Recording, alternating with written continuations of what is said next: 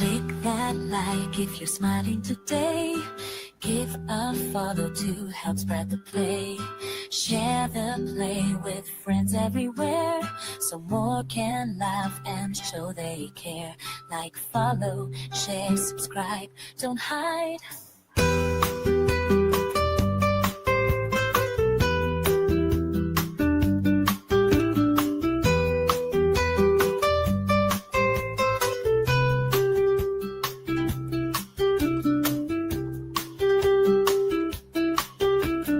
Join Vicky Marie's Ride Worldwide.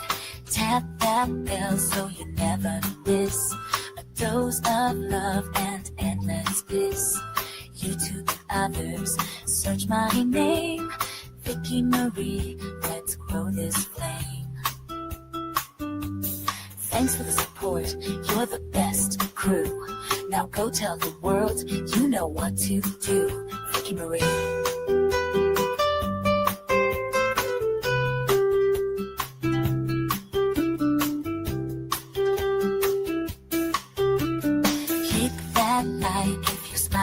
Today, give a follow to help spread the play. Share the joy with friends everywhere. Click that like if you're smiling today. Give a follow to help spread the play. Share the play with friends everywhere, so more can laugh and show they care. Like, follow, share, subscribe, don't hide.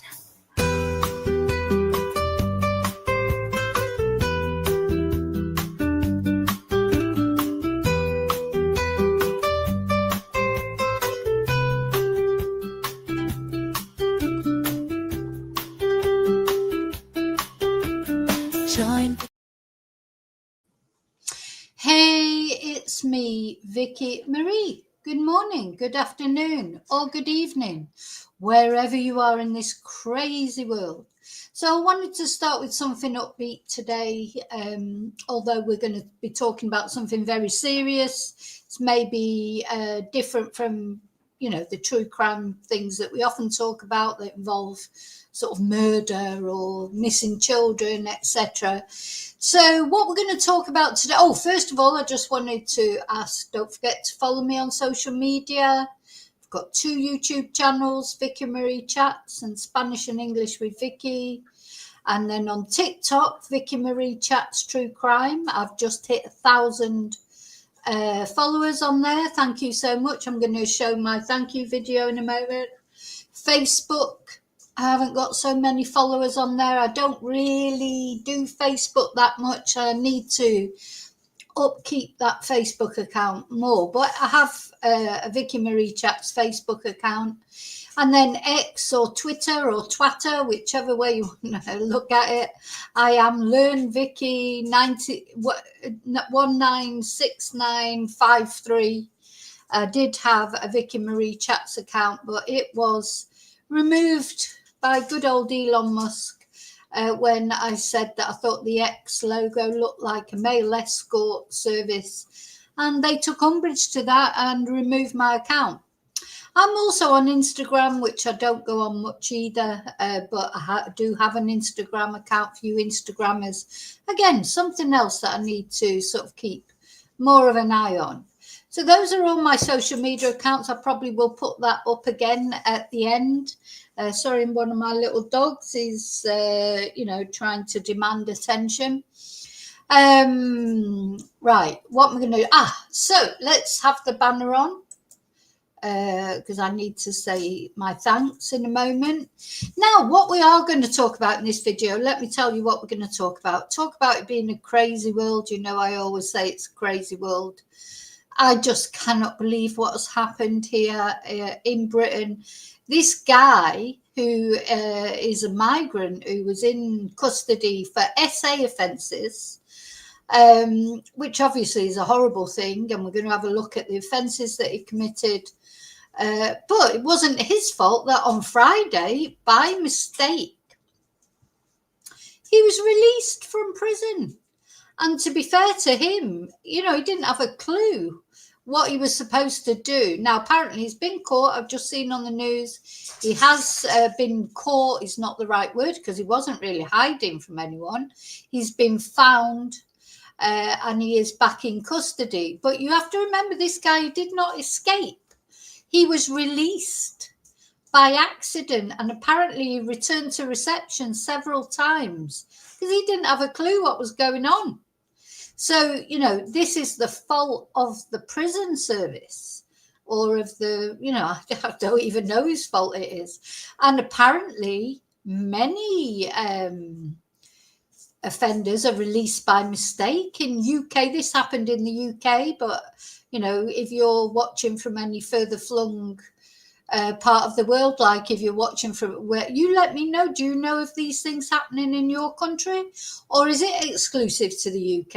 Are the UK just so shite with all that kind of thing that because apparently lots of offenders are released every year by mistake. I mean, it's unbelievable. So this guy, and I do feel sorry for him, whatever piece of shit it might be for what he did not ask to be released.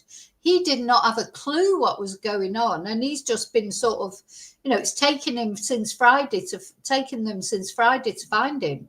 But he wasn't hiding. He's still got his bloody prison tracksuit on, for God's sake.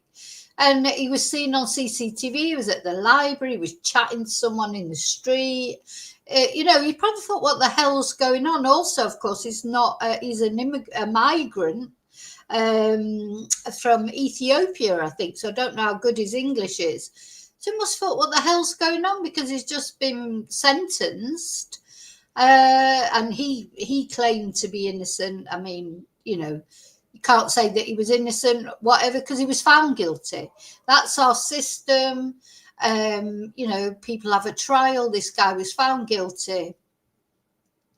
And so as far as we're concerned, he's guilty, unless he was going to appeal against it. And then if he's ever found not guilty, then he's not guilty. But, you know, the guy is guilty of SEX offence against a minor. And we're going to have a look at his offence. And I'm not making a judgment on that. He was found guilty. But one thing that we do know, whatever he is, whatever he isn't, it was not his fault that he was released by mistake. So he does not bear the guilt for that. That's for sure. Can you believe it? I mean, you know, I don't think this man was a threat to society. Well, I don't know. Maybe he would have gone off and committed another SEX offence. But, you know, if it happened to him, could it happen to even more serious offenders, like violent offenders? I just think it's incredible. What's behind that? How can someone be released from prison by mistake? How is that even possible? You know, it's like, we're back to the parallel universe, aren't we? Anyway, so that's what we're going to talk about. I'm going to do a little bit of waffling first. And of course, I'm going to say my thank yous, and I'm going to say hello to everyone and all those usual waffly things that I do. So if you don't like the waffle, the good thing at the moment would be go make a cup of tea, or, you know, go to the loo, go and have a shower, go to Tesco's and, you know, go and do your shopping. I'm going to waffle. And I know a lot of people do like the waffle, don't they? So, you know, I don't feel bad about waffling, because waffling is popular too. So, you know what I mean? So, where are we going with the waffle, first of all? So the first thing I just want to show you, know, I just said thank you for following me on TikTok. I don't, you know, put a lot of effort into TikTok, I've got to be honest. I just normally just put clips of the videos that I've done on YouTube there. I keep thinking, oh, I need to do more with TikTok, but I don't really understand TikTok. So, you know, I can't believe that I've got to 1,000 followers without really making any effort, except uploading, you short of urgent. Hey, Oh, there TikTokers. you go. Hey, it's me, Vicky Marie. Good morning, good afternoon, or good evening, wherever you are in this crazy world we're living in. And I just wanted to say thank you so much. 1,000 followers on TikTok. I appreciate all of you. Thank you so much. So take care of yourselves, and until I see you again, as always, may your God go with you. Bye. So yeah, 1,000 followers on TikTok. Thank you for all of you who do follow me on TikTok. Very grateful for that. So I've got a list. I've got a list of things that I've got to talk about because I can forget things once I get chatting. The hour? Have you turned your hour back if you're in the UK or wherever you are? Some parts of the world, I suppose you haven't had to change the clocks, but in Europe, in the UK, etc., the clocks have gone back an hour this morning. You can imagine I wasn't very popular with number one son. When I forgot and woke him up an hour too early, woke him up for work, it's like, what? Because he had an extra hour in bed really this morning. I did wonder because, I say I woke him up. He normally wakes himself up. These days, obviously, he's old enough to set his own alarm. But I'm starting to worry, I know...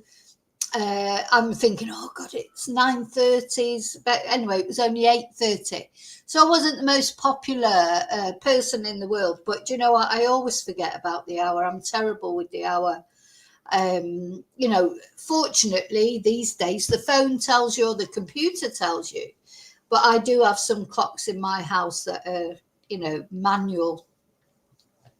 One in the kitchen, and that's what I was going by. I'm thinking, it's funny, it's 9:30 and it's not up. It's unusual, panicking. And of course it wasn't 9:30, it was only 8:30. So there you go, that went down like a lead balloon, you can imagine. I've done worse things than that. I've turned up at the cinema with my son when he was little to watch a film, and I've got the wrong time because I've forgotten to put the hour forward or back. What's the other thing I've done? Twice. Once I've stood at a bus stop waiting for my son's bus to go to school when we lived in a different place, a little away from the village, and wondered why the bus came and just rattled by, didn't stop, because it was the bus for the high school children. And he was only at the junior school because I was an hour early. And I've also actually turned up at the school an hour early years ago. And it was like, again, because, school starts, say, at 9. So it was only 8 o'clock. At the junior school, there was nobody about. There's like tumbleweeds going around, and I was thinking, why is there nobody here? Has there been a 3-minute warning and I haven't heard about it? Is the world ending? So, yeah, I'm not very good. I think you could say that. That's, it's only maybe 4 or 5 times that it's happened. But, yeah, I'm not brilliant with the hour going back or forward. Just sort of I get lost in my own thing and I forget about time. I don't know. Or it's this number thing. I have a problem with numbers, definitely. So that was it. So I hope you've all remembered, if you're in a place that does put your clock back, to put your clock back. The other thing that happened this weekend, the other bit of waffle, of course, was my car broke down again. Saturday morning again. So it was last Saturday morning it broke down. It was Tuesday before I got it repaired. Now it's again a Saturday. You couldn't pick a worse time for your car to break down because everyone, it's weekend. The guy who fixes my car, he's got his kids for the weekend because he's estranged from his partner. All the other garages are short. It could have been a lot worse. I had a feeling I was going to go to a supermarket a little bit further away. And I thought, no, I'm going to go to the one in the village just in case, because at least if the car won't start, I had a feeling when I come out, at least I'll be able to walk home. But I had the dogs in the car. I had heavy shopping, so I had to walk home, not far, about 10-minute walk. It was boiling hot. It was 30 degrees. It was 2 o'clock, or just after 2 o'clock. So the sun was high in the sky. I'm trying to manage my dogs who are little shits and don't walk nicely on the lead. So I've got the dogs, the shopping, so it wasn't much fun. But anyway, so do you know what? I'm sort of quite relieved in a way, because today I don't have to drive. So luckily for me, a lovely, lovely person that I know took number one son to work this morning, because really, to be honest, I don't need a car that much. I work at home. I do my YouTube. I do my classes, everything at home. But, he has to go to work, and he's just been made manager of the restaurant where he's working now, or he is going to be in a couple of weeks. So, he's got to get to work. It's important. So, and of course, he was off sick for a couple of weeks, so he didn't earn any money. So it's been a struggle. I've got to be honest, it is a struggle. But the good news, he got to always put a positive spin on everything, is he's got to work. He'll get home. Means that I've got a day where I don't have to worry about picking him up at sort of like 11 o'clock in the evening. So I can relax. I've just got to put a positive spin on it. You know what? There are a lot worse things that happen to people, aren't there? And this could have been a lot worse. It could have broken down in the middle of nowhere. It could have broken down, at a supermarket miles away from where I live. And what would so that would have been even more complicated on a Saturday afternoon. Trying to get hold of people at the weekend is difficult, costs a lot of money. If you can even get anyone to come out, because people switch off at the weekend, don't they? And who can blame them? So, yeah, currently I've got a poorly car again. It's just, anyway, financially it's a nightmare, but you know what? There are worse things, aren't they? What else did I want to tell you about? Oh, yeah, getting all that shopping. Look, I haven't done that much shopping, but it was a heavy bag, to be honest, to be carrying home with two dogs, two disobedient dogs who don't walk nicely on the lead. And in 30 degrees, or near enough, it was about 28 degrees. It wasn't easy. But anyway, I did it, and I'm here. So there you go. Right, I've shown you the TikTok video. What else? Right, I think I'm more or less. Oh, I wanted to show you this video, if I can find it. So one of my dogs, Princess Tia, the German Shepherd, who technically is my son's dog, where am I going to find? I took a little video of this morning because I wanted to ask you, do any of your dogs eat? Now, when she eats, she lies down on the floor. It's really funny. It's like she's too lazy to stand up and eat. Now, my other dogs don't do that, but she does. She lies down on the floor and then eats, And anyway, I took a little video of her. Oh, there she is. How will I show that? Let's see. How will I show that? Let's see. Oh, there you go. I took a little video of her.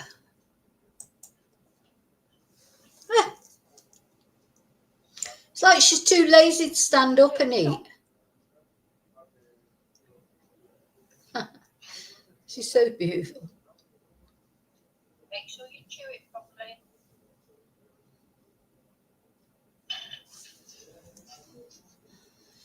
As soon as you start videoing her, she gets up. But let me just show it you again.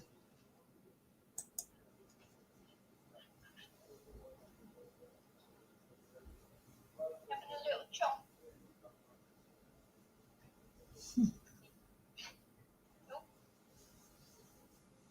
Make sure you chew it properly.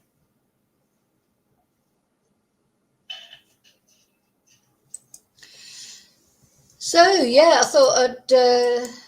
Did you see that? I think you did see it. Did you? I think you did. But anyway, yeah, she's. Yeah, do any of you, our dogs eat lying down. She's always done it. You know, it's strange, really. Just like, it's like, oh, I can't be all standing up and eating. I'm going to lie down and eat. Anyway. Okay, so that's more or less my waffle finished now. So I want to say thank you. Thank you for liking. Thank you for subscribing. Thank you. Special thank you to my members. You are the mainstay of my channel. You're what keeps this channel going. A special thank you to those of you who send Ko-fis or super stickers or nice messages, nice emails, leave nice comments. Thank you for any positive impact you make on my YouTube channel. And I want to say hello, lovely lurkers. Thank you for watching. Hello, lovely replay crew. Thank you for watching. All you snowflakes out there, you're all individual, beautiful. I love all of you. We've all got something to offer to this world. How to know when your mission in life is over if you're still alive? It isn't. We've all got something to offer this crazy world, one way or another, something positive. So thank you to all of you. Okay, so now I'm going to come into the chat. I see a lot of you have been chatting. Let's have a look. Hi, Paul. Yes, found. So back in custody now. But yeah, poor guy was totally confused. You can't help but feel sorry for him, you know, whatever. I mean, just like, you know, it wasn't his fault that he was released and he was totally confused. So in this case, he didn't do anything wrong. Yeah. Hi, Lily. Hi, Blue. Hi, Patterdale man. A beautiful photo of me. Oh, thank you, Blue. Thank you, Lily, for the congratulations. Yeah, I don't think he wanted to be free, did it? From what I can gather, he wants to go back to his own country. So I think he's going to be deported back to Ethiopia, I think. That's what normally happens and what should happen with people that are convicted. If they're not got legal status, they should be deported. But I think he wants to go back. But anyway, hi, David.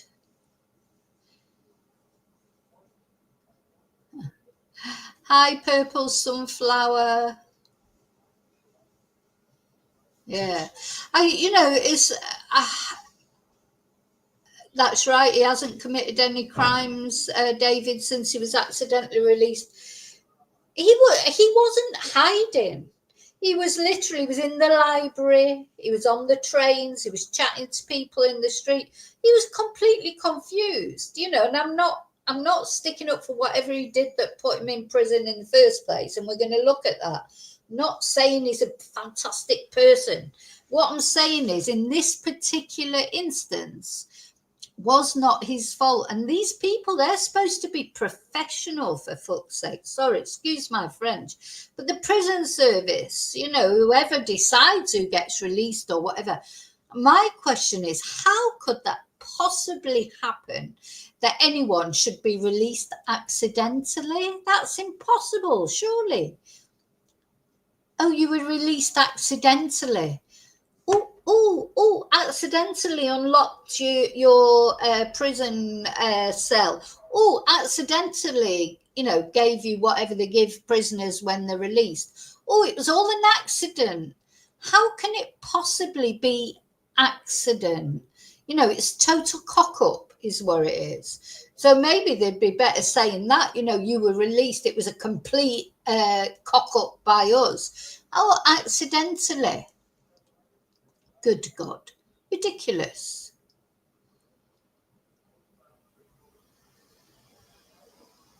It seems to be raining everywhere else, but not here. Though, yeah, that's Princess Tear Blue. She always lies down to eat. It's like she's done it all her life. It's weird. And, you know, you can't, what can you do? I don't think she ever stands up and eats. it's like I'm too lazy to stand up and eat this chow. I'm going to lie down here. There must be other dogs do it. Hi, Darren. Yeah, but it could be David. But but the thing about German Shepherds as well is I've looked into that. They get bloat. They're very susceptible to bloat. And from what I can read, a raised bowl is not good for them either. You know what it's like with medical advice, be it dogs or people. You'll always get one expert who will say, oh, no, they shouldn't be lying down and eating. And then another one will be saying, oh, they shouldn't have a raised bowl. But, have looked into raised bowls because, when she first started doing it, which was years ago, this isn't something she's only started doing as she's got a little bit older. She's always done it.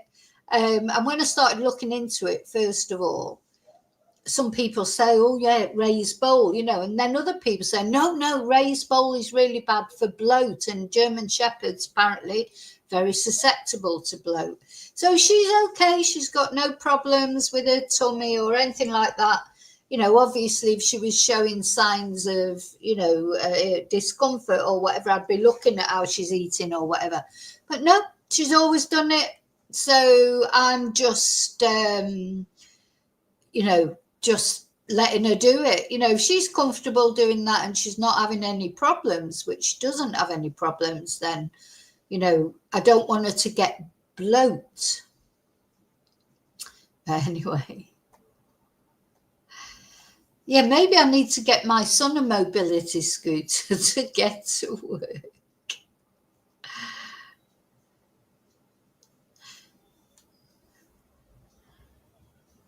Okay. So let's hear the story. Let's look at this story. And we're going to look at it from the beginning. So it's important to say he is back in custody now, so that's good. But look, this picture in the background, this was him in the library with his bloody, what do they call them bags for life. How often do we see crime videos that have always, bloody people carrying heads round in bags for life? These bags for life have come in really handy, haven't they, for criminals? Now, I can't say that this guy's been a criminal at this point in time. He's wandering around the library in his prison tracksuit. I mean, talk about a crazy world. You could not make this up, could you? How's it taken the authorities as well all this time to get him? They let him out on Friday. They've only just got him. He's been wandering around. Yeah, you could be right there, Paul. He's been wandering around in his prison. Yeah, I don't know. And I mean, the thing is, of course, London's a big place, so it's not that easy to find someone in London, I would imagine. But so let's look at the story right from the beginning. I'm going to look at his court case first. When he was actually, so this is a BBC article from when he was in court. So this was, it was in August. So it was only in August. Apparently it was in Epping. He's accused of sex assaults in Epping. Said he's not a wild animal. It was at Colchester Magistrates Court. He said, I'm a Christian. It's not in my culture. But apparently he put a hand on this young girl's knee. And earlier a woman had told the same court she was shocked when Kebatu allegedly put his hand on her thigh.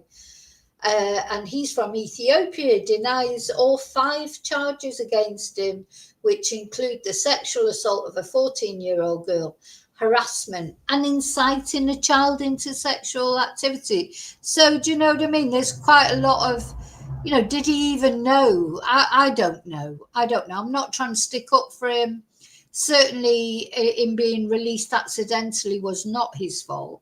But this, I don't know what he did. So anyway, so as you can imagine, with the sort of tinderbox that the UK is at the moment as far as immigration's concerned, and offences by migrants and illegal immigrants and people waiting to get residency in that.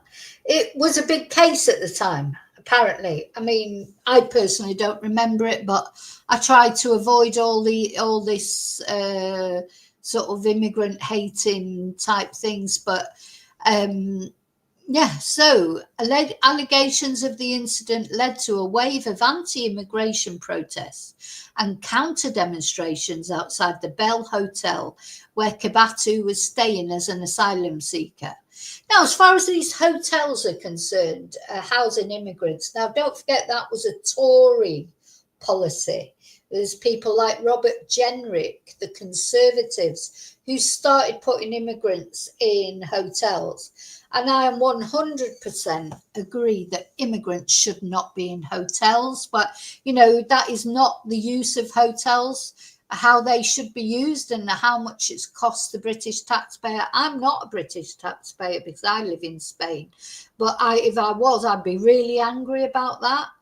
I'm not anti-immigration. I think immigration's important. I think people deserve the right to claim refugee status.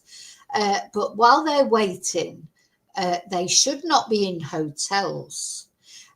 Personally, I would put, I've said this many times on my streams, there's plenty of disused prisons out there that, you know, at the end of the day, when they're waiting for their immigration, their case to be heard, all they need is a bed, food, you know, to be housed. Doesn't have to be a palace, does it? Although I would put them in Buckingham Palace as well. I mean, there's lots of rooms there that could do with being used up. You know, the thing is, not in hotels, because people, understandably, that's got a bad, you know, it looks bad, doesn't it? At the end of the day, you've got to understand about how people feel, whether you know, agree with immigration, don't agree with it.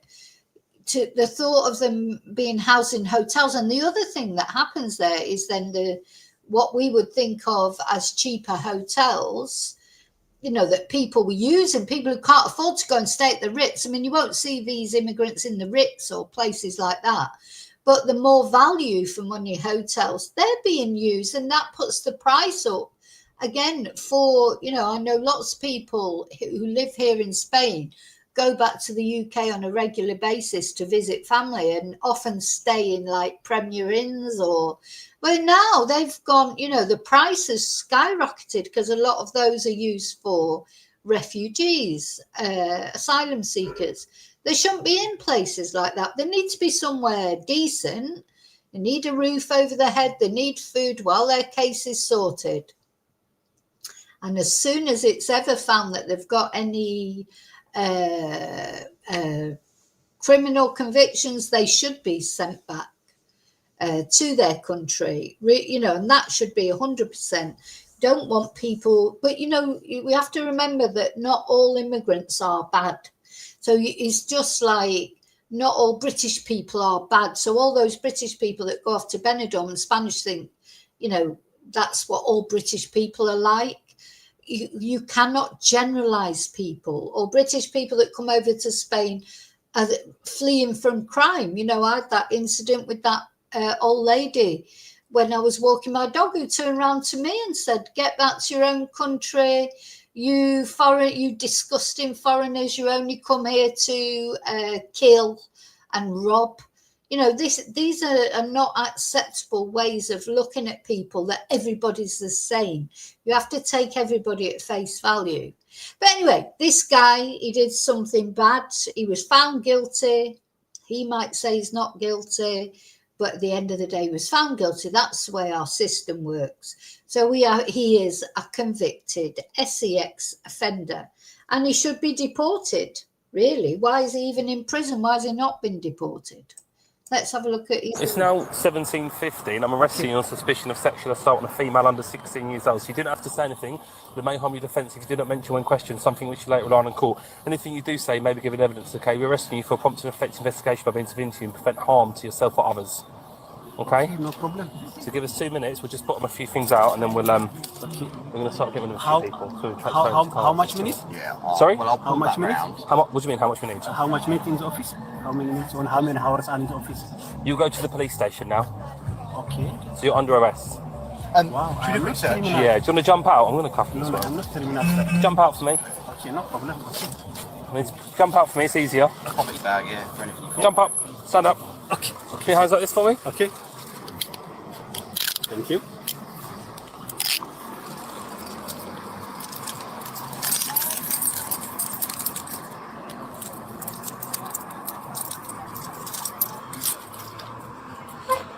And just come and Pop step that in there onto for me, sir. Okay, she is right. The Give me phone. 1 second. I'll call you She back. is right. The phone Yeah, number. put that in there. the lady in blue. Yes, the lady. Yeah. He thinks it's She's the lady drinking, in blue. and I Right. pass. Please call me. You are black man. You are coming, man. You are coming, my home. It's a child. Yeah. child. Just tell me, man. So the allegation is that you've touched a child on the I am inside of very the groin. discreet. I am a teacher. Come over here. I need to search you. Don't cry. It's going to be okay. Come step onto the pavement. So I've got a little bit more. Just gonna do Bit more room. search. You can leave your shoes on. It's okay. Step onto the pavement here. No. Stand up. Stand up. Stand. Up. There we go. And then towards me. Watch. Follow. There you go. Yeah, so that was his arrest. Yeah, interesting. So that was his arrest, and that was the trial. So he was told by the prosecutor, "You are an SEX predator." I don't know. Sorry, I'm just reading the thing. So he said it was fabrication. Oh, so he paid 1,800 euros, which is around about £1,500, to cross the channel. He travelled through Ethiopia, Libya, Italy, and France. Now, why he came to, this is another big thing, isn't it, with the immigration crisis, people saying when he came through Italy, for example, or France, why did he not stay there? Why did he come all the way to the UK? I think it's probably a language thing. Also because maybe he has family in the UK. I don't know. I have no idea. So he said these allegations were fabricated, but he was found guilty. So that's what we have to remember. Whatever we think, he was found guilty. That's the way our system works. So as far as, unless he's got an appeal going through and he's ever found not guilty, he is guilty. And when he was asked if he attempted to kiss one of the girls, he said, "I am not a wild animal. I can't do these kind of things. I'm a Christian. It's not in my culture." And he says he never told the girls he wanted to have a baby with him, but that's what the prosecution claimed. And he reiterates a point he made in his police interview, saying she could be my daughter. She is very young. So he said it has been years and years since he's been in his home country of Ethiopia. And he said the allegations against him were simply fabrication, and said he'd done nothing wrong. Anyway, he was found guilty. So that's really, at the end of the day, as I say, that's the way our system works. He was found guilty and he has been sentenced. I'm not sure exactly what his sentence was. But he should be, if he's guilty, then he should be deported back to Ethiopia. Of course he should. So then what happened? So this has all come to, this is how it all started. This is what we're going to look at next. How this thing all started. So don't forget, as I said right at the beginning of this video, he has been found. We know he's been found. He's back in custody. We're just going over the story of how the hell did he ever end up being released in the first place. So this this thread by Sky News started 19 hours ago, because this was Friday when he was accidentally released. And this is where the thread starts. So Sky News heard from a delivery driver who spoke to the wanted man, Hadush Kabatu. So let's not forget, this man was not on the run. He did not escape. He was released despite returning several times to reception because he didn't have a bloody clue what was going on. He didn't know where he was supposed to go, what he was supposed to do. So we can't say that he was on the run. He wasn't on the run. And this delivery driver said that the confused offender was guided to the railway station by prison staff. I mean, it's like something off a comedy film like Naked Gun or something like that. You know, just what? Honest to God, I am my flabber is completely gasted. I am absolutely cannot believe that this has happened. And luckily he was a person who didn't go off and offend again or, you know, do anything. He could have been, you know, some sort of mad psychopath or something. You know, it's just disgusting that this has happened. So this driver called Sim explained to national correspondent Tom Parmenter that Kebatu approached him with no idea of where he was supposed to go. He describes Kebatu as being very confused, and he says he kept scratching his head and saying, "Where do I go? Where do I go?" So let's have a look at this video. So I was delivering a fridge and a freezer, temporary fridge and freezer, to Chelmsford prison. I arrived there approximately 10:10 yesterday morning. Cut a long story short, basically my lorry was too long to take into the actual prison airlock for them to check it. So I'd parked outside, popped in, showed them my ID, showed them who I was at the point of where the guy was released. So I went in, gave him my ID, the guy was released. He walked out of the airlock. He then kept returning back to the airlock and basically saying to the officers there, "Where am I going? What am I doing? I don't know where I'm going, what I'm doing." He was holding a pack of paperwork in his arm, literally like that, holding his bag of bits. You could see inside his clear bag, had brown bits where it said evidence and stuff like that on it. So he didn't know what was happening? No, he knew he'd been deported. So he'd come over to me and said, "I need you to help me, I need you to help me." His English was pretty good, to be honest with you. But basically asking me to help, and I said, "I'm sorry, what can I do? You know, I don't know where to go. I don't know where to go." And I said, "I don't know." I said, "I'm just making a delivery here."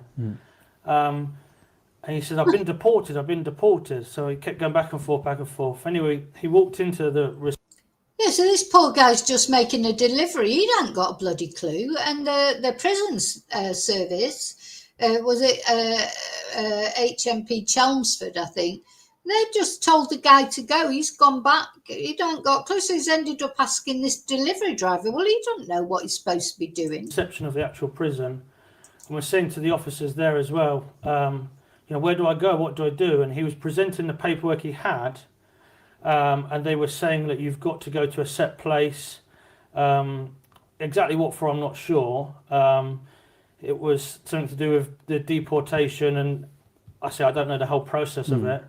But there was no address. There was no set address to say, right, this is where you're going and this is how you get there.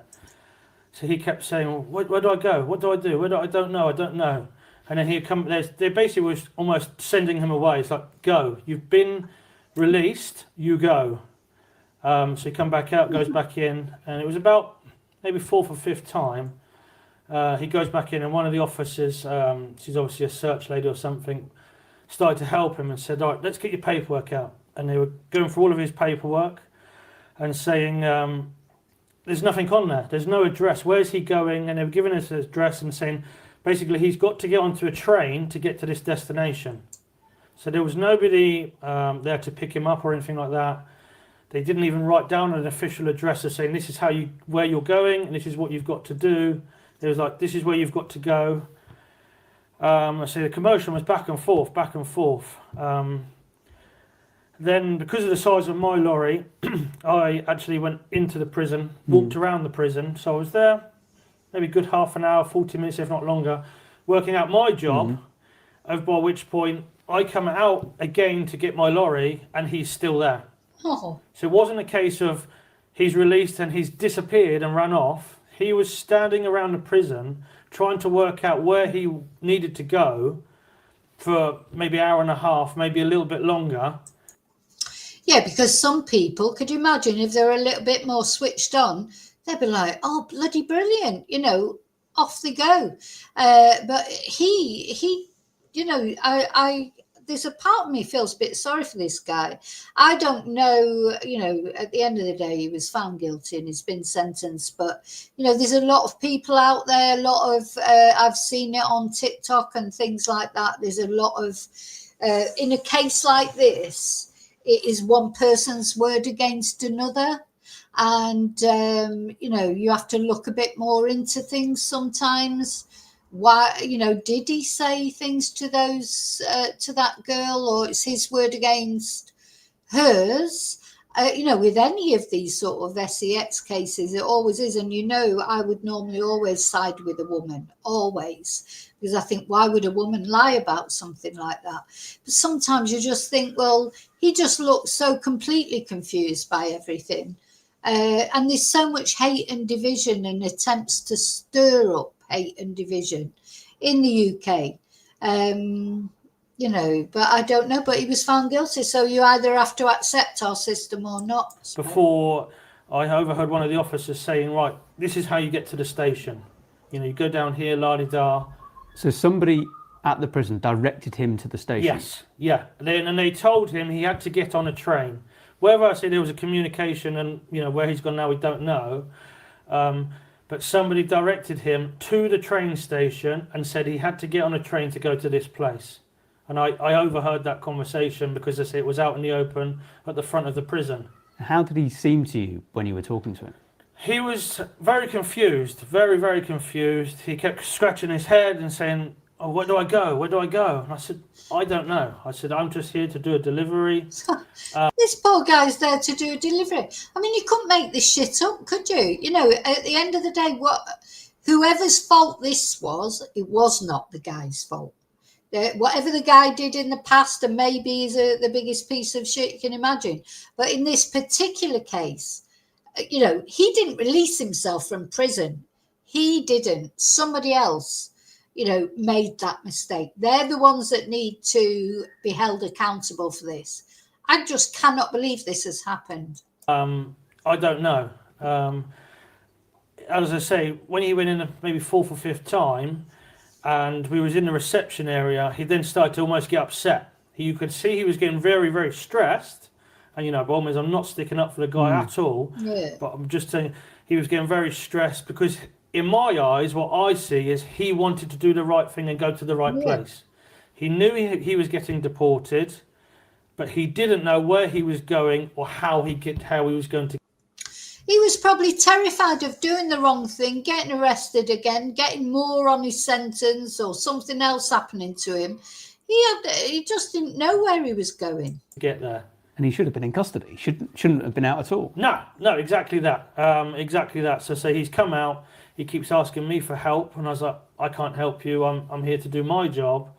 And I say the officers, in a nice way, the staff within the prison, didn't seem to have any interest of helping them either. It was almost like, you're released, off you go. You're released, off you go.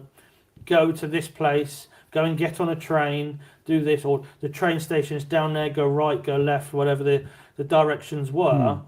And that was it. But I said there was no rush from the moment he came out of the airlock to disappear off. He was there for a good period of time, and even stood outside the front of the prison, kind of trying to work out what's going on, where he's going, and quite freely, as he showed them all the paperwork he had, which, like I said, had no address on it. No address. Just crazy, isn't it? So, you know, I wonder how long it took before they realised.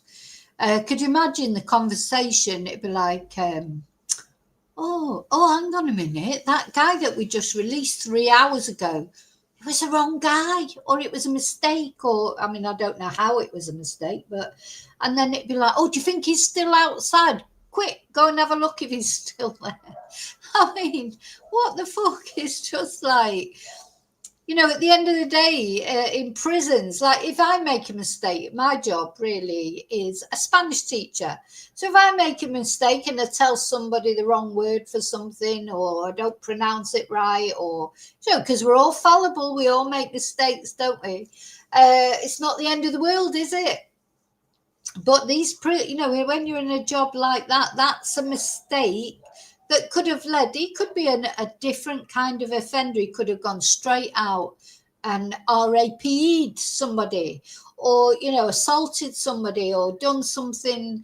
He could be a completely different type of offender to the offender that he is. You know, so there's a lot at stake for releasing someone accidentally from prison, for God's sake. So this is where you need to go, and this is how you get there. Now you've realised who he was. Yes. What do you make of it? It's very scary, to be quite honest with you. It's scary, the fact of how this is all unfolded, and how easily he's been able to just get out and then be around the public. Yeah, exactly. You know, he's obviously not a secure man. He shouldn't have been released. And the fact of there's a number of officers there, in my eyes now, I look is, how has nobody clocked on sooner? Yeah. There wasn't a period of where he's come out and he's disappeared and they're like, right, find him. It's taken a number of hours from them releasing him to then realising who he is or who they've released, to then go, we need to find him. You know, he should not have been gone. What was the change when the people at the prison realised who he was and that he'd gone? So at that point, when they realised who he was, who they'd released, obviously I was inside the prison doing my delivery. We got to the... So how have they released him by accident? Have they got his name mixed up with somebody else? Is it because they'll say, oh, black people look the same? I mean, is it like that kind of racist mistake that they've made? How have they made this mistake? You know, wasn't he in a cell with his name on it? You know, or was his name wrongly put on the paperwork? Or did they have the right name on the paperwork, but they just looked at him and thought, oh, he's a black man from Ethiopia, he'll do. You know, it's just, I'm absolutely speechless at this. Point of, I said, done my delivery, was hitching back up, ready to go, to get back out of the prison, by which point the police helicopter was overhead. There was guys out on patrol, police dogs. Oh. You could hear sirens, number of sirens, because you're right near the road. You can hear sirens flying here, there and everywhere. It was like a big, massive manhunt, basically. Like, we've got to find this guy. We've got to find this guy. A big manhunt. They, as I said, because my vehicle was too long for the airlock, they decided they're going to search my vehicle within the prison, which is fine. They check everything, make sure everything is there. Oh, God, yeah, make sure they did all of that. They searched all my lorries. So the idea is, once they open both doors of the airlock, because there's a massive security protection to do that, I could then freely flow through and basically get out of the prison and get out of the way. When I got out the other side, there was police cars everywhere, lots of people about. And you just kind of wanted to get out there. You knew something was going on. I didn't know exactly till I got home later on what was going on. But I knew something, and it was just like, I need to get out of here. Something's not right. I bet he couldn't wait to get out of there, because he's just doing his job. He wants to put in his day's work and go home and enjoy his weekend, because it was a Friday. You know, I bet he thought, oh my God, just let me get away from here. I don't want to get dragged into so all you could this. hear, you know, conversations being had. Look, it was relating to the guy that I'd spoken to in the morning. You know, had stood side by side with him, having a conversation, and him telling me how he's been deported. He knew, he was clear he was been deported, but he just had no instructions of where to go, what to do next. So two key moments within that. The moment when you heard someone from the prison direct him to the train station. Yes.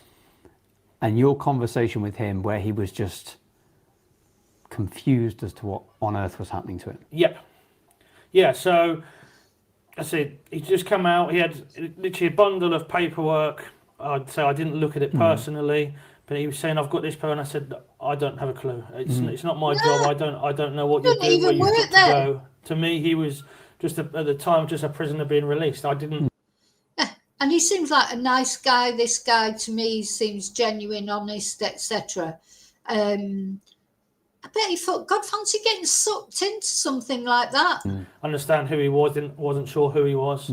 And I kept saying, like, go inside and then speak to them. And I said, there's a number go of staff speak in to there. them. There's a good number of staff in there, all of which could have, I'm sure, helped, give him some guidance. But it was almost like, just go. And I said, it wasn't until I'd done my walk to find out where my delivery was going that I came back out, and I say one of the officers or one of the team at the prison was giving him clear instructions to say, go down the road, turn left or whichever direction it was, and was guiding him to the station. And I heard him say, having that conversation with him. And off he went. Yeah, off he went after that. Obviously, I then had gone into the prison, did my delivery, and I say, getting ready to go out. And as you do, you hear a helicopter come over, and I think, this is bizarre. I'm in a prison, but look up, it's the police. Yeah. So you can hear sirens. You're within the prison walls, but you can hear the sirens going off, people flying around everywhere. And you can just feel the commotion of, lots of people are sort of... If you're old like me, you might remember like the Keystone Cops or whatever. This is what this reminds me of. Right? It was like an episode from the Keystone Cops, like all running around like headless chickens and wondering what the hell's going on. It's ridiculous. And you know what? It makes the British sort of system look ridiculous, doesn't it? I still just cannot believe that anyone could be released from prison accidentally. Surely the checks and balances you have to go through to release someone from prison, it's not just like somebody turning up at work in the morning and say, oh, by the way, we're releasing Abdul today. Surely you have a series of checks and balances that you have to go through. You're not just like, that's him, just because honestly, I'm feeling like, did they just look at him and get mixed up with another black man or something? What was their criteria for releasing him? Surely his name wasn't on the release papers. I'll tell you, there needs to be an inquiry about this, not only about this, about any accidental release from prison, which apparently there are quite a few, and we're going to look at those in a moment, the statistics. Honestly, if you live near a prison, you need to worry, because you need to write to your MP. If I was in Britain now, I'd be writing to my MP, especially if I live near a prison. I'd be saying, what are you going to do about this? I don't want to think that prisoners are going to be accidentally released, no matter what their crime is. You're just lucky that this guy didn't just go straight out and reoffend. He could have gone out, got a machete, and gone and murdered a load of people. You can just sense when something is going on. Yeah, you could sense it was going on. People across this country are just staggered that this could happen. And Unbelievable. You feel the same. This is just something is going badly wrong here. Yes, yeah. And I say, talking with inside the prison, talking with people, even they're admitting somebody here has messed up. How has it became, look, this guy has been released, and I don't know the personal process of how you get released out of the prison. What is the process? I hear there's one person that's, been taken off duty. To me, there's got to be more people that's been involved in this or allowed this to happen. Not just that one person. Exactly. It's now, how's that been allowed to happen? Why has it been allowed to happen? In my eyes, how are they going to prevent it happening again? It seems it's not the first time it's happened, and this is not the fault of just one person, because there's got to be checks and balances. It's like, if you say one guy on the reception turns to the other one and says, oh yeah, what's his name's being released today, then the other person is supposed to say, surely, oh well, let's just check let me just check. There's got to be, can't just be one person saying, oh yeah, let's release him. I very much doubt it's going to be the last.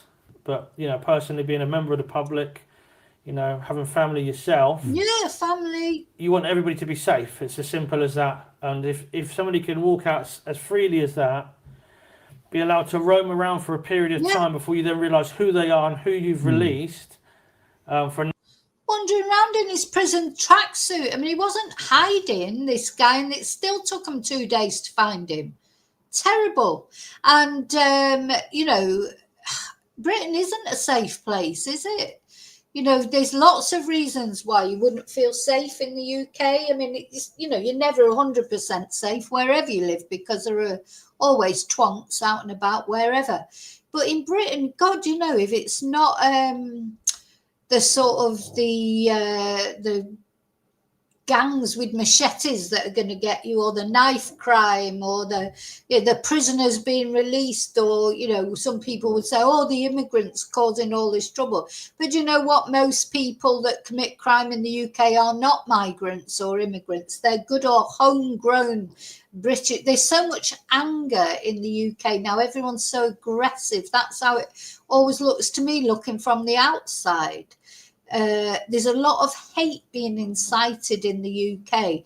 I think it's deliberate. You've got to look at people like Tiny Tommy Robinson, who lives in Spain, travels on an Irish passport, and is funded by Israel. And then you've got other people, you know, they're just like, oh, let's stir up a bit of a hate and division. They don't have to live on the streets amongst all this hate and division. They live, you know, Tiny Tommy, he lives in Spain. He's got a bloody villa not that far away from where I live. You know, great big villa with a pool and everything. He's traveling in a Bentley. He's carrying hundreds of euros around with him. He's flying off to Israel on holiday. He's doing this, that, and the other. He's supporting an Israeli team against a London team. You know, I don't know why people can't see this. You've got Elon Musk stirring it all up as if he, you know, they're all stirring the pot. This, for some people, unrest in Britain is what they want because everyone's fighting each other. Nobody's looking up at the elites who are just like having a bloody great time. So we've had Brexit supposedly engineered by the Russians. The Russians supporting Nigel Farage, Boris Johnson, all that just division. You know, it's good for Russia and other countries like that for Britain to be separate from Europe, because Britain is diminished by being on its own. It's not made better, it's diminished. And, you know, there was that was engineered. I don't know how people can't see it. Maybe it's because I'm on the outside and I can see it. Some people can see it.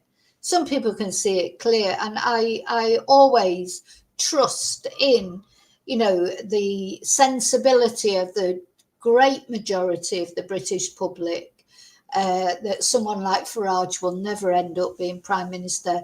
And Tiny Tommy Robinson, he will be exposed one day for exactly what he is. But, you know, because I do trust the British public, to be honest. They're not so stupid as that. Some are, but a lot aren't. So this is what the Met Police commander had to say. He gave an update. So don't forget, we're going back 20 hours now. The guy is in custody again now, but we're just looking back at how it developed. So the Met Police commander, I mean, are there any worse police force than the Met Police? I mean, they are absolute rubbish, aren't they? I mean, they really are. What's wrong with them? You know, they do so many things wrong. There's so much corruption in there. There's bloody sexism, racism, you name it. Half of them are sex offenders, aren't they? You know, it's like, honestly, the Met Police, I just think, my God. Anyway, he said his force was pursuing all possible lines of inquiry, that Kebatu made a number of train journeys across London. So it was, you know, he was just in plain sight. He was just getting on the train, going from place to place.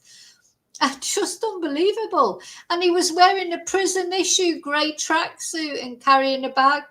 And they believed he had access to funds How he had access to funds, I don't know. Maybe he had a card or something. I have no idea.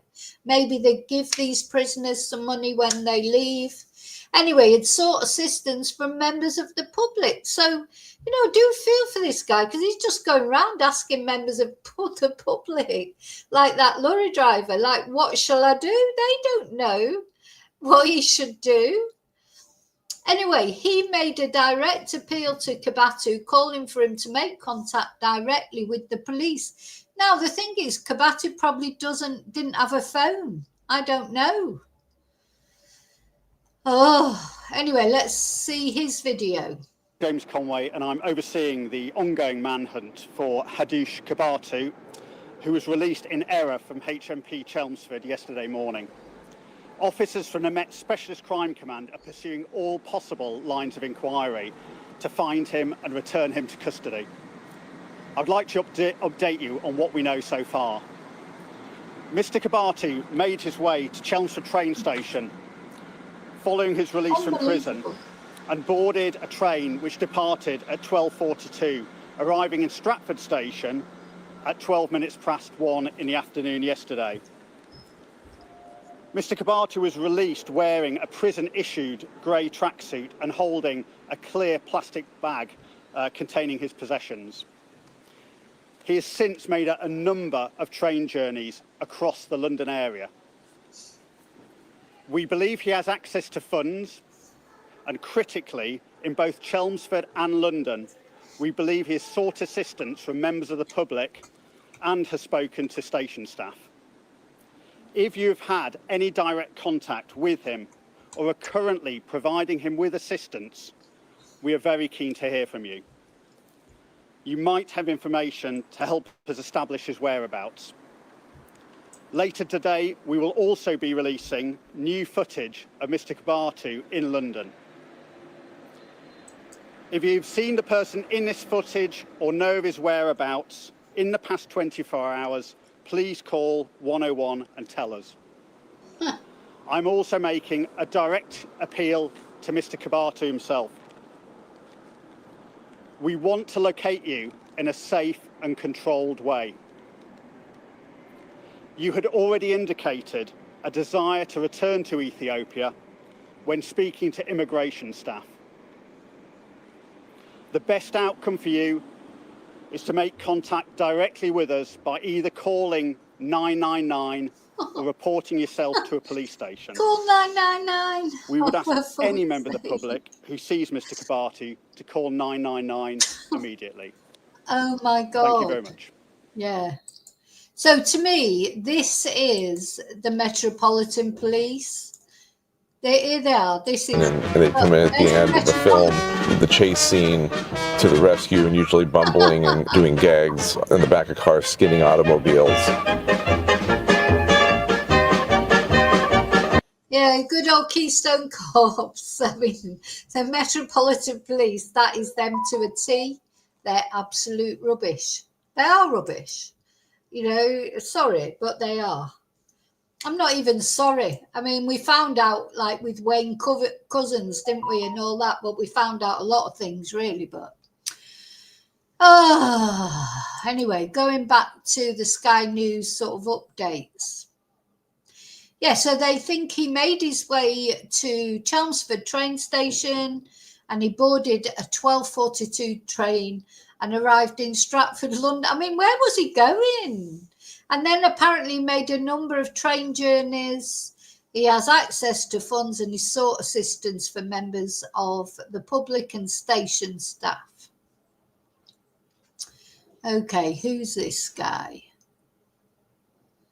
Let's have a look what he was. Definitely an operational failure. And joining me now is the former prison governor, John Podmore. Sir, thank you so much for joining us here on the programme. Now, I'm hoping that you managed to hear the interview with the eyewitness that Tom Parmenter did a little bit earlier. Just wondering what you make of it. Well, it's clearly a catastrophic operational failure by the Prison and Probation Service. But to put this in context, Prison Probation Service is broken and catastrophic operational failures are taking place day in, day out, week in, week out. And they're being catalogued by the Chief Inspector of Prisons and the Chief Inspector of Probation. And unfortunately, no one in the senior leadership has ever been held to account for. Yeah, nobody ever gets held to account, do they? That's the main problem as well. But I do believe as well it's because of cuts and everything, all the austerity years of the Tories. I don't know if Britain can ever be put back together again, because the austerity cuts and everything. And do you know what? Nobody wants to be a policeman now, and who can blame them? Everybody hates you. You don't get paid very well. There's cutbacks, so you're always, running on a shoestring budget. I suppose the prison service is the same. Who'd want to be a prison officer? It's not exactly a fun job, is it? So, the thing is, it's that old adage, you pay peanuts, you get monkeys. So the people that are doing the most important jobs in our society, or in the British, any society, same in Spain, though I think in Spain, I must say, and I've said it before, there's definitely no shortage of police in Spain. In Britain, it's just like, who'd want to do that job? And they, as I say, pay peanuts to get monkeys, to get people who aren't very good at their jobs, and they make mistakes like this because they can't get proper people, because they don't pay enough money. The job's not lucrative enough because they don't get proper support, and it must be a horrible job really when you think about it.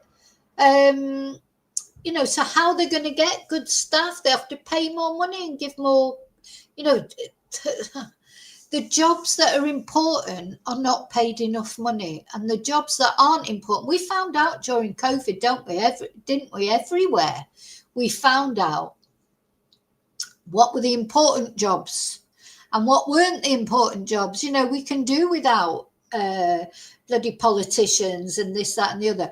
We can't do without healthcare staff. We can't do without bus drivers. We can't do without bin men. We can't do without the prison officers, the police. These are essential services. Supermarket staff. These are the people, they don't get enough acknowledgement. They're the people that hold society together. And then you've got all these parasites like the royal family. Forget the royal family. Give the money to people that are making us safe and looking after us. Get rid of the royal family. What are they doing to help anybody? Absolutely bugger all. Just having a jolly, going all over the world and abusing young girls and doing whatever the hell they want with all their many homes. It makes me mad, because the important services for the general public, for general society, are not paid enough money, and they're not given enough status for these failures over many years. But this case is quite interesting, and I think what we saw there was a snapshot of a prisoner being released that's being repeated in general terms across the entire prison estate, and that's about prisoners being literally sort of thrown out of the jail, not knowing where to go, what to do, given their belongings in a plastic bag, £76, and being left to get on with it. Now, in this particular circumstance, there's the added issue of deportation. Now, the way the system should work is that it's the job of the prison service to execute the sentence. So, he was convicted and sentenced to 12 months, and it was the job of the prison service to make him serve that part of the 12 months that the law allowed, in which case it would have been only a few months, given the fact that he'd been on remand for a while. But running parallel with that should be a deportation order from the Home Office, because that's clearly the intention, that's clearly government policy. Even before this, deportation orders running alongside criminal sentences is the norm. So, what this is tending to suggest, given that he was going back, he was, So this is him. He's just chatting to people on the street, asking what he should do. Clearly, He knew he was about to be deported, and probably wants He to be didn't have a deported clue insofar what he as, was supposed to you be know, he doing. is at grave risk given the nature of the offences that he committed. But it tends to suggest. Now, I'll tell you what, I hope he doesn't get into any trouble for going off. Do you know what? That would be so wrong if this, and I want to say this poor guy, I mean, I know whatever he did in the beginning, I'm not making excuses for that, but you can see he looks completely confused. He hasn't got a clue what he's supposed to be doing. And if he ends up getting, you know, reprimanded or whatever, it's disgusting. They need to hold their hands up. They did it. They made the mistake. This guy didn't do anything in this case. And he was just like, he tried his best to tell them. Yes, you know, and there's reference there to an officer looking at the paperwork. You know, his paperwork, his release documents, his files should have clearly been flagged as due for deportation. So the question that Mr. Lammy needs to ask is, you know, was that deportation order issued by the Home Office? And if not, why not? But as ever, you know, there will be an inquiry and it'll be in secret. Prison Service will mark its own homework, and this will die down, and we'll never hear any more about it. But you know, people need to be held account, but at a senior level, not just at a local level. No, at a senior level, of course. As we saw earlier, there have been hundreds of accidental releases over the past year alone.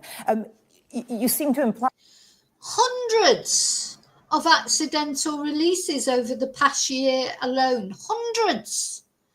Tell you what, you live near a prison, or if, well, doesn't matter really, because they can just get on a train with their 76 quid and go wherever they want. You know, write to your MP. Honestly, I'll say to you, if you live in Britain, you need to write to your MP and not let this go unnoticed. That the issue of deportation was an added complication, whether it was for the deportation order or for whatever reason. So does the fact that Kebatu was meant to be deported, do you think that made it more likely that this mix-up happened?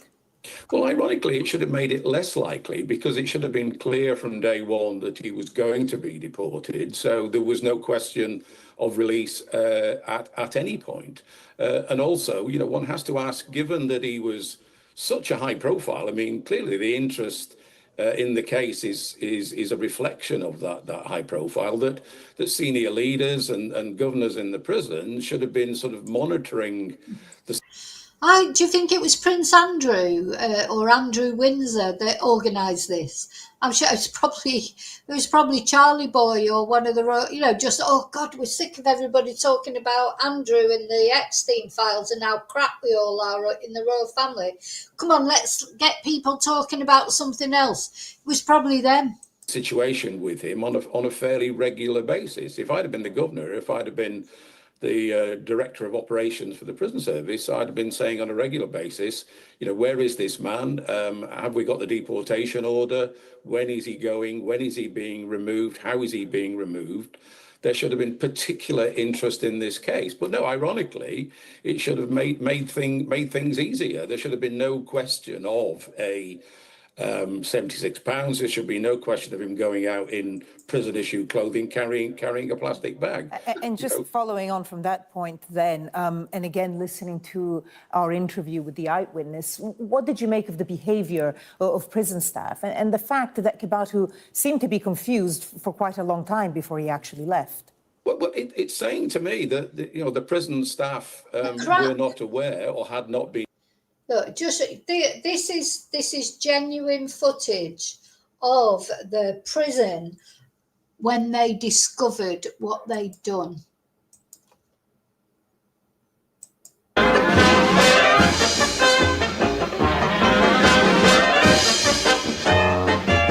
Yeah, that's CCTV from the prison when they realised how they'd made a mistake. Oh my God, you just could not make it up. I tell you, talk about a crazy world. This world's getting crazier. Oh, there's a video that's unavailable there. Wonder what happened there, because when it was filmed yesterday. Oh, why is that one available? So, this search started then.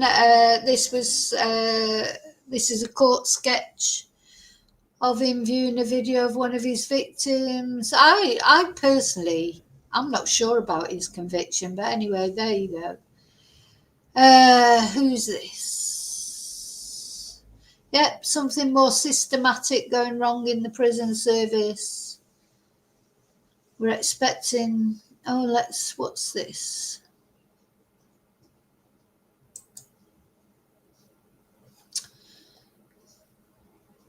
Yeah. So, how many, it's going to say here, I think.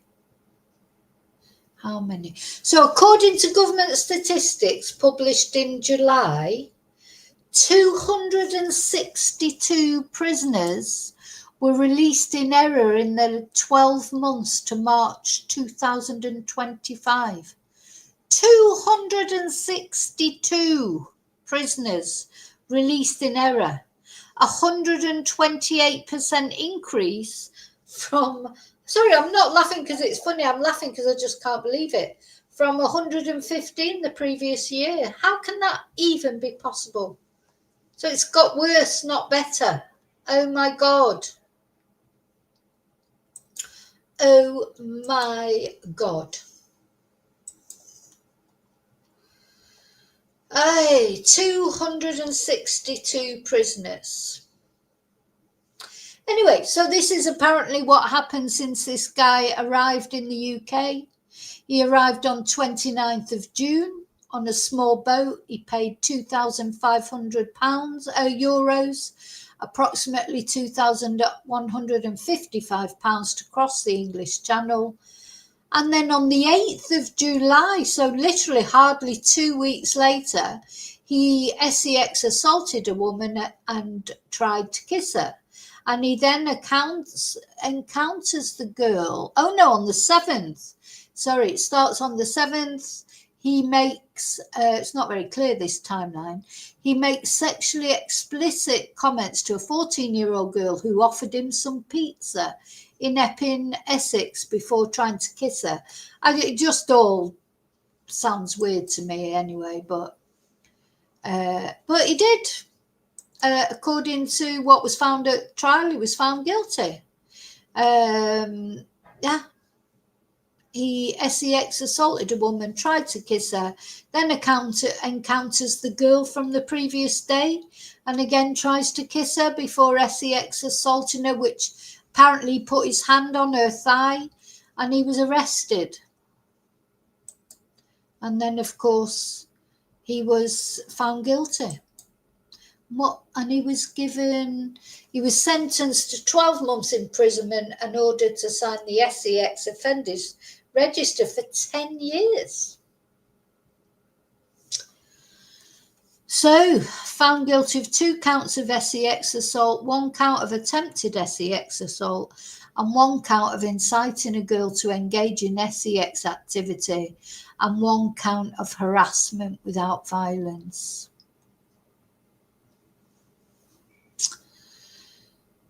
Anyway, coincidentally, HM Prison and Probation Service is going to be introducing new and mandatory procedures for prison releases. Oh, has this only just been decided? Well, something needs doing, doesn't it? Let's have a look at, this was I just can't believe he was wandering around in his prison tracksuit and his little plastic bag with his belongings in it. And he was just wandering around in a library. He wasn't hiding. He was not hiding. So, let's have a look at this. This information coming in just a short time ago. So the last spotting confirmed in Dalston in Hackney, Emma. Yes, certainly pinpointing Kebatu's location on Friday evening at 8 p.m. Gone was the clear plastic bag that he'd left prison carrying when he was in that prison-issued grey tracksuit with all his belongings in that clear bin bag. Now they have been moved into what looks like a kind of shopping bag, that white bag with the handles and the avocados on them, described by the police as distinctive, certainly a bit incongruous, I would say. And so that was 8 p.m. in Dalston in Hackney, which is about 3-4 miles west of Stratford, where Kebatu had arrived in the capital early on Friday afternoon, spotted making various journeys around London, having various conversations with members of the public and also station staff. Hardly a man appearing to want to fly under the radar.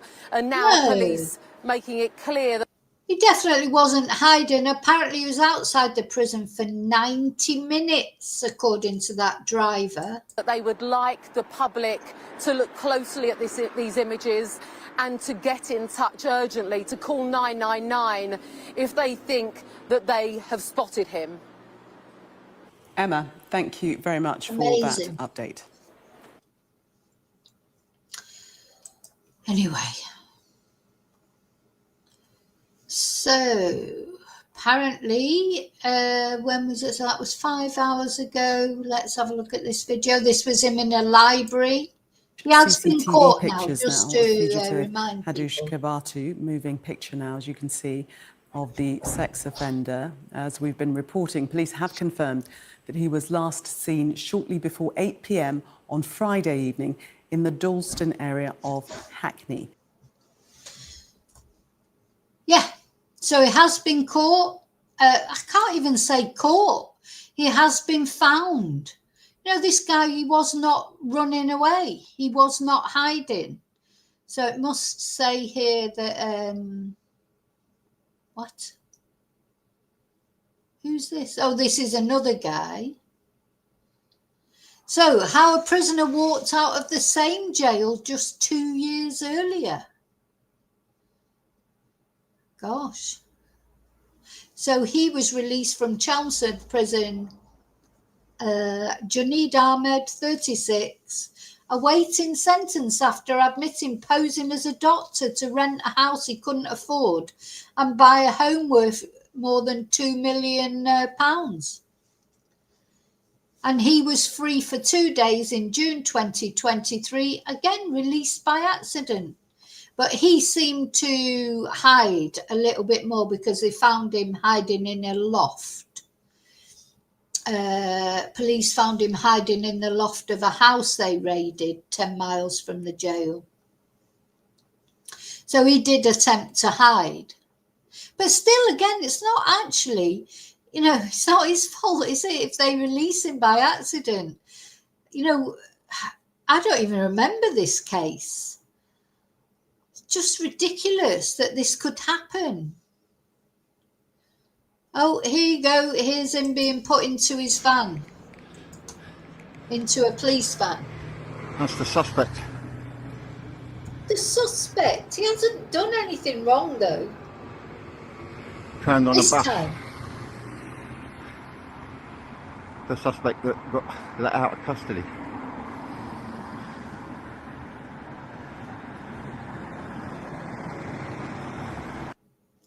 You know, it's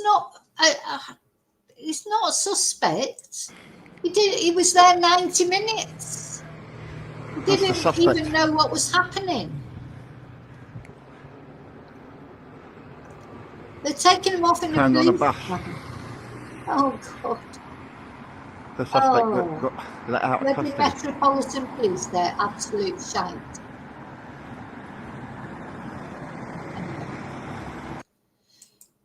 So, you're all safe. You know, you can be set. We're safe.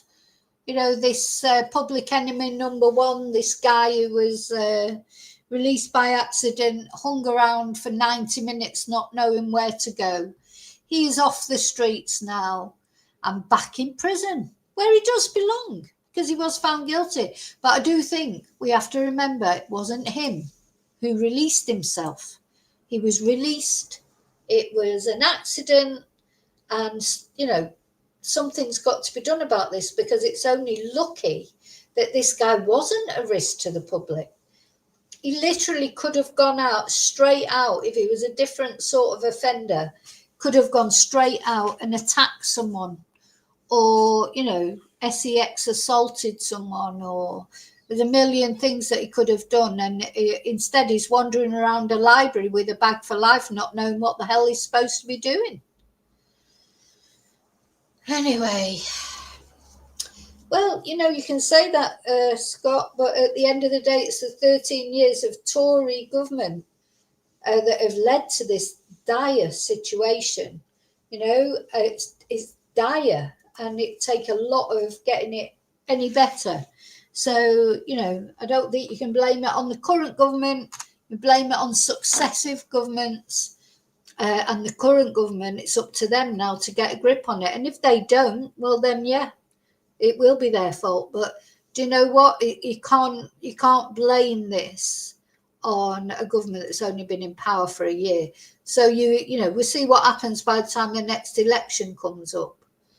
But you know, the cuts in the police and probably prison services, and the fact that nobody wants to do those jobs. I mean, literally, could you imagine? What about, you know, your kids? Would they grow up saying, "Oh, I want to be a prison officer. Oh, I want to be a policeman"? Nobody wants to do those jobs because they're crap and they're not paid well, and they're not, you know, they're just systemic. All that with Wayne Couzens, that sort of showed a lot of it up, didn't it, about the corruption in the police. And now people don't trust the police.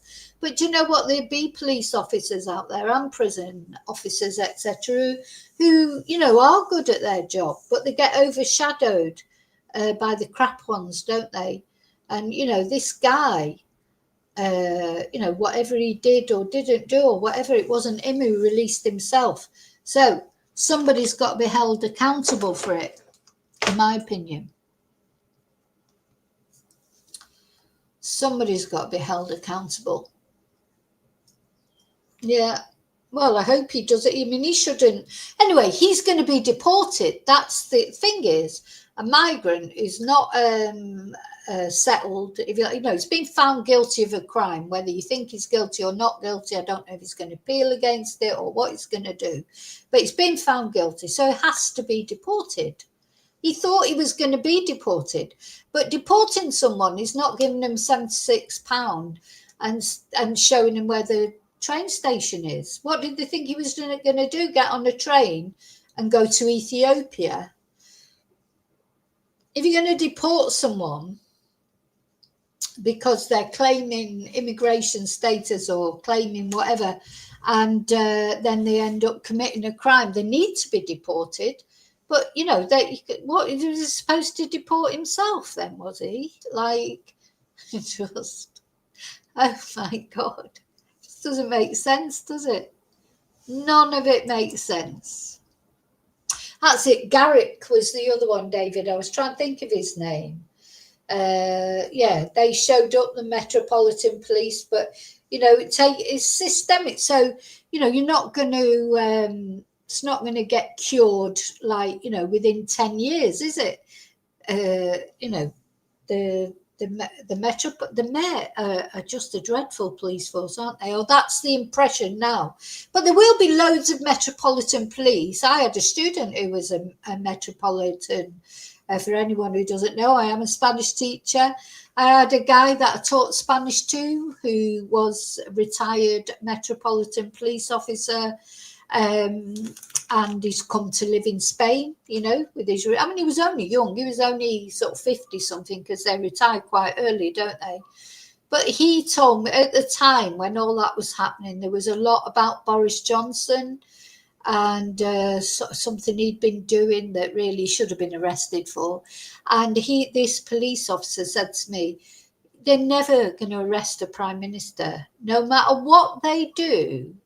And, you know, oh, right. So no matter what they do, no matter what a prime minister does, or the royal family, or anyone like that, they're never going to get arrested. Never. In a million years, it's just never going to happen. They could do anything and it's never going to happen. So there you go. You know, again, an anecdotal thing, but, you know, he worked at the Metropolitan Police. He was quite high up in the Metropolitan Police. And that's what he told me.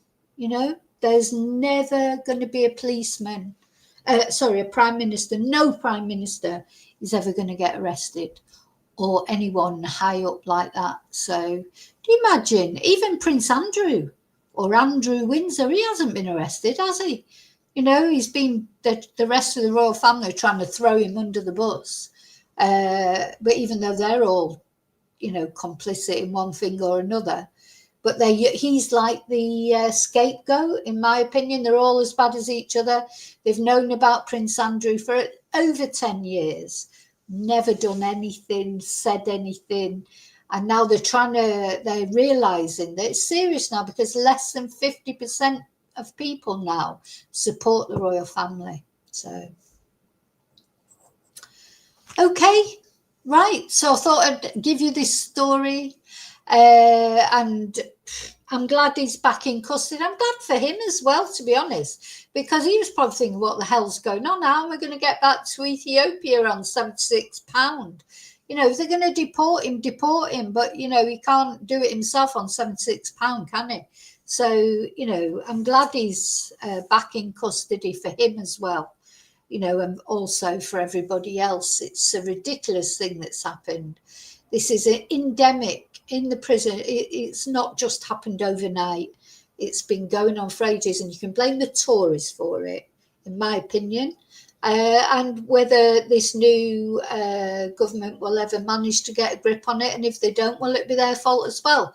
But I think at the moment, I know who I'd blame for it, and the austerity, and also don't forget it's the Tories that put all the immigrants in hotels in the first place. So that needs changing, but you know what? It's the Tories that did it. Okay, I'm off. So I'm off to get lunch. Hope you all have a lovely Sunday. I'll see you really soon in the next video in this crazy world that we're living in. Let's just have one more look at the Metropolitan. So this will be the Metropolitan Police today, won't it? This is them. As soon as they realise that this...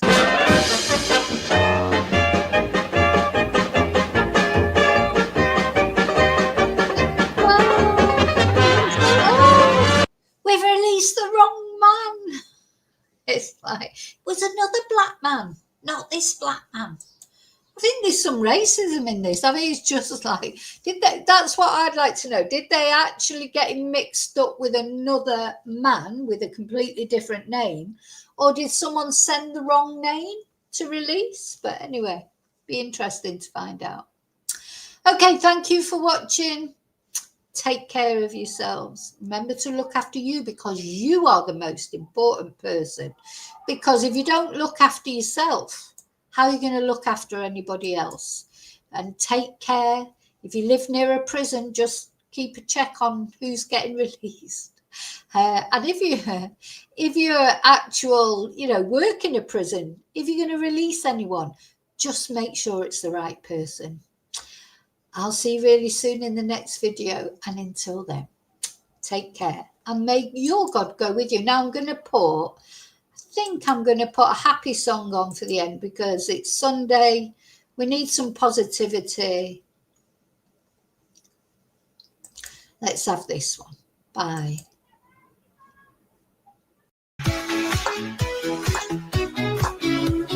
Click that like if you're smiling today. Give a follow to help spread the play. Share the play with friends everywhere, so more can laugh and show they care. Like, follow, share, subscribe, don't hide. Like, follow, share, subscribe, don't hide. Like, follow, share, subscribe, don't hide, don't hide. Join Vicky Marie's Ride Worldwide. Tap that bell so you never miss a dose of love and endless bliss. YouTube others.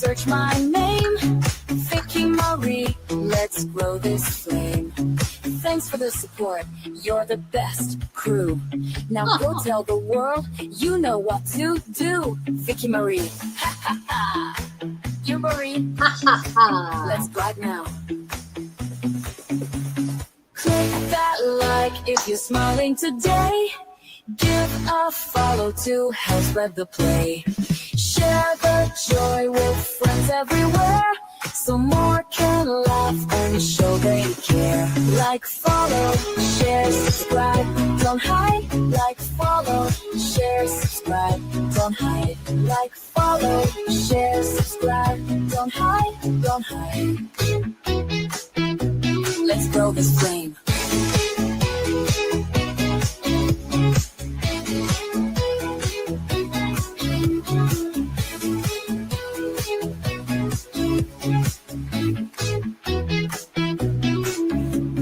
Click that like if you're smiling today.